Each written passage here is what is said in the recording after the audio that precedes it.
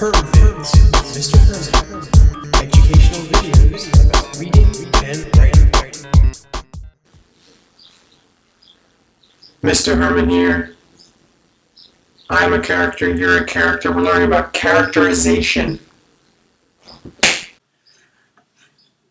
Characterization is our third skill for this class. It is how an author reveals the personality of a character throughout their story. A great way to think of this is by thinking of these different types of characters. So when you get to writing your own, you can think of these to help frame your work. There's a character called a round character.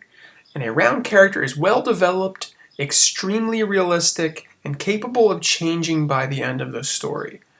Take our young hero down here, Harry Potter, riding a hippogriff, I believe. Correct me if I'm wrong. He is a round character because he's well developed. He goes from being quiet, shy, kind of beaten up by the Dursleys in the first book to being this kind of chosen one hero by the end. He's capable of changing. He's nuanced. He's developed. That's what makes him so famous. Round character is what you want to shoot for main characters. It makes it more interesting. Although your character doesn't have to change by the end of it, they should at least be well developed and nuanced. A flat character is the opposite. It's not a bad character, it's just another character that fits into the plot of a story. They're not emotionally developed, they have strong traits, but they're not as complicated as the main character. They might be set in their ways throughout the story. Think of a best friend or a bully type who maybe torments the main character throughout the story. They don't really change too much, they don't have much time to be developed. Even less developed than a flat character is a stock character. It's a type. It speaks and looks and acts in a culturally recognized way. You could say stereotyped character. If done right, stock characters are used well in a story to help move your main character, your round character around, but used incorrectly comes off as kind of cheap. So if you have your nerd character wear glasses, suspenders, and they're a mathlete type, that might not be creative enough. That might just fit them into a stock character. One way to create round characters is to base them all on yourself, or at least a part of yourself. There's a very famous short story writer named Anton Chekhov, who is a Russian author. He said, "When men ask me how I know so much about men, they get a simple answer. Everything I know about men I've learned from myself." He's referring to the characters he writes. So he takes part of himself, whether it be the emotion of sadness, anger, jealousy, and he extends that into his characters. He is not that exact character, but he maybe felt the way that his main character did. You take a character trait of yourself and extend it into an entire person. Maybe you are not that curious young kid, but you can take that part of yourself and form it into a character. You can also base your characters off of someone you know or several people combined. So say you're looking for a character who is a teacher in your story, and you have several teachers who you can combine to make this teacher character. You take this little trait from one teacher, you take this way of speaking from another, and that creates your composite character.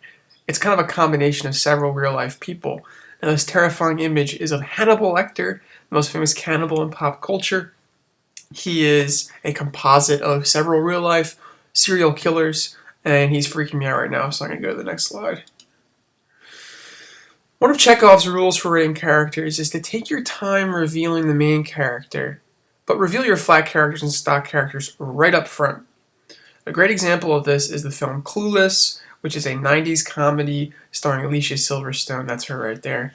Now, a round character is the main character, Cher, and she at first seems like she's a flat character, like a valley girl, rich girl, not concerned about anybody else, but she changes over the course of the movie, becomes more interesting and kind of leveled, I guess.